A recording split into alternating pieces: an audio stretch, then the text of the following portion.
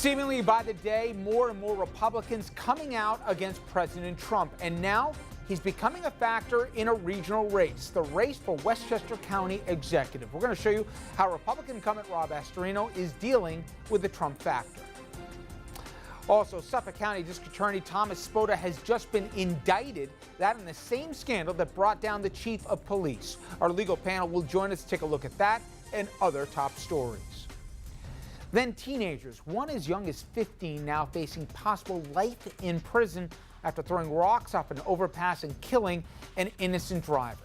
Should kids face life for serious adult mistakes they make when their brains are not even fully formed? Good evening, everyone, and welcome to RFL. I'm Richard French. So what is the state of the GOP today? It's a fair question to ask, especially if you've looked at the last 96 hours. Is the party unified, or is it beginning to fracture at the seams? And is it even falling into two groups, Republicans who support President Trump and Republicans who worry he's damaging both their party as well as the nation? We have both sides of that debate tonight. First, let's hear from the leader of the Unity Group. We have great unity. If you look at what happened yesterday at the meeting, I think we had I called it a love fest. It was almost a love fest. Maybe it was a love fest. But we get standing ovations. There is great unity. Politely, that is an opinion not widely shared. I want to turn now to the Trump is harming the party group and the segment of the GOP that's also worried about the impact on this nation. First, I present you Senator Bob Corker. When his term is over, I think the debasing of our nation, the constant non-truth telling, the name calling, the things like, I think the debasement of our nation will be what he'll be remembered most for. Again, a Republican in charge of the Foreign Relations Committee, the chairman of that. Now, let's go to another Republican, the 43rd President of the United States. Bigotry seems emboldened. Our politics seems more vulnerable to conspiracy theories and outright fabrication. We've seen our discourse degraded by casual cruelty. We've seen nationalism distorted into nativism. Next witness, the 2008 Republican nominee for president and current GOP senator from Arizona, one John McCain. To abandon the ideals we have advanced around the globe for the sake of some half-baked, spurious nationalism cooked up by people who would rather find scapegoats than solve problems is as unpatriotic as an attachment to any other tired dogma of the past that Americans consigned to the ash heap of history. Should also be noted, Senator McCain, whose heroism was questioned despite being a POW in Vietnam and given an opportunity to leave, but would not leave his men behind, spending additional years in the quote-unquote Hanoi Hilton.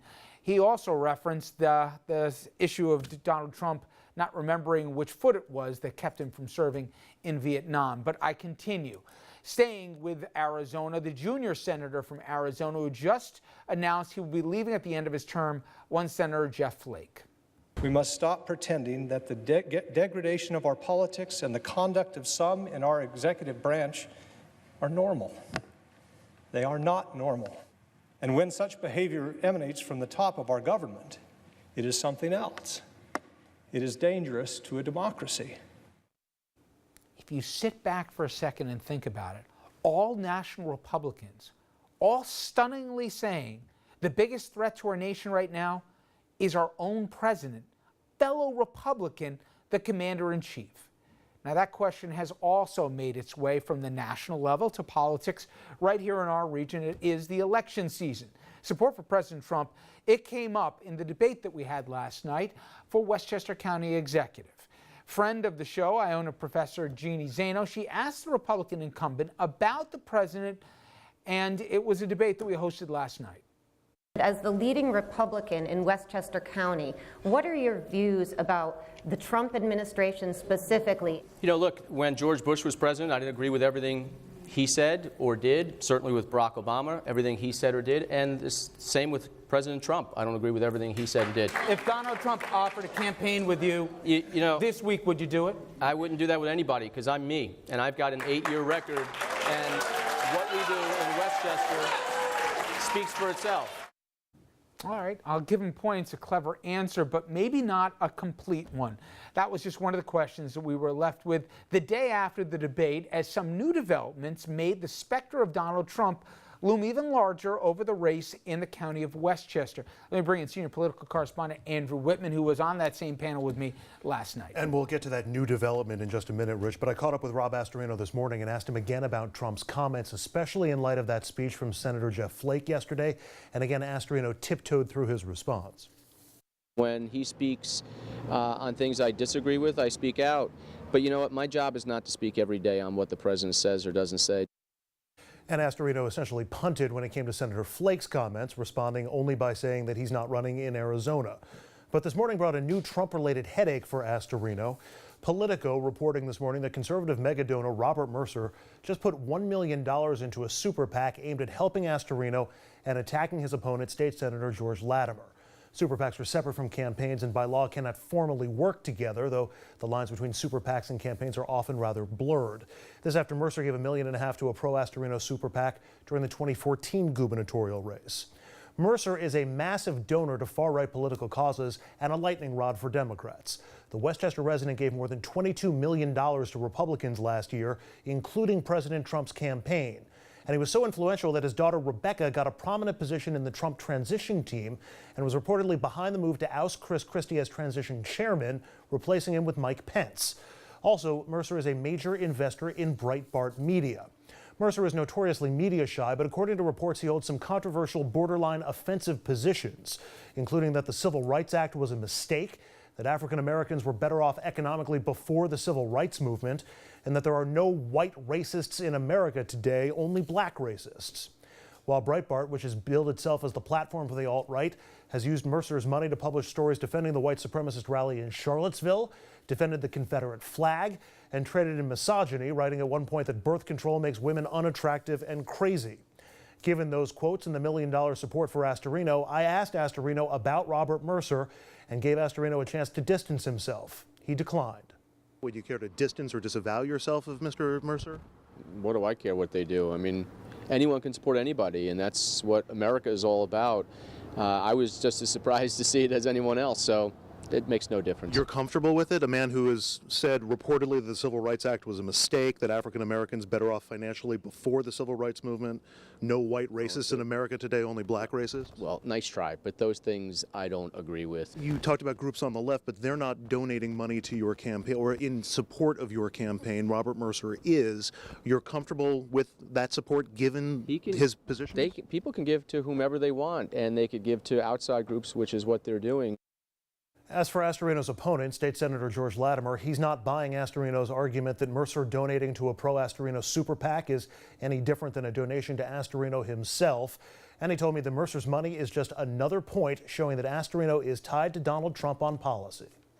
I think it's phony to try to put up the wall between that. He may not know the specifics because it's an independent expenditure, but he knows darn full well that he's supporting it. This is not a phony linkage. This is a linkage of people who share a certain ideology, and that ideology is what's on display, and that's why the argument that Trump and Astorino traveled together has merit to it. It's merit based on policy agreement.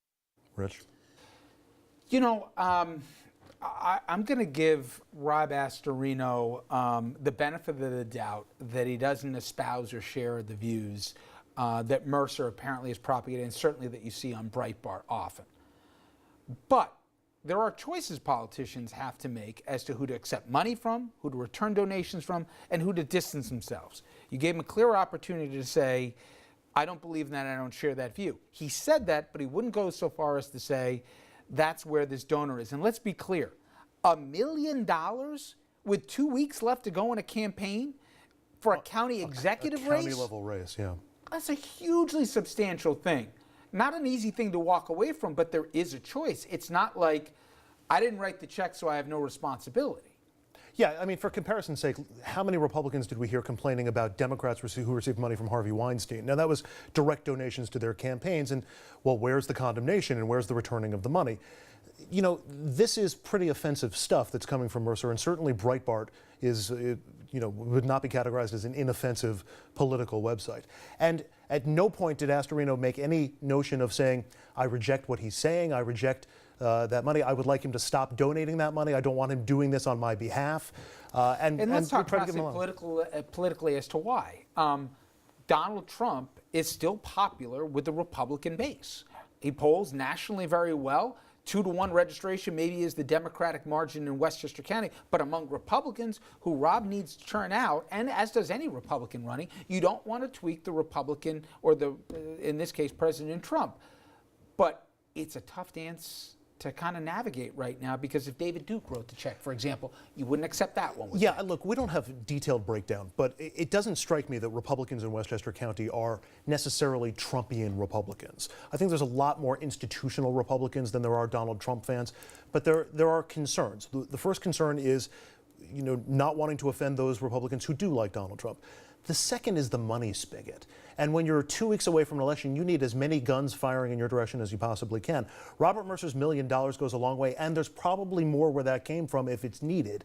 So if you're Astorino in what we think is a closer race than he's faced before, you don't want to offend the guy who's writing the golden checks. And I think Last that's thing, what we got 20 seconds. The idea that surprised, shocked that, as anybody else, that the money comes in, they're not coordinated. You can't be legally allowed to merge a PAC with a campaign, but we've seen before in many other races, it's not that never shall the two...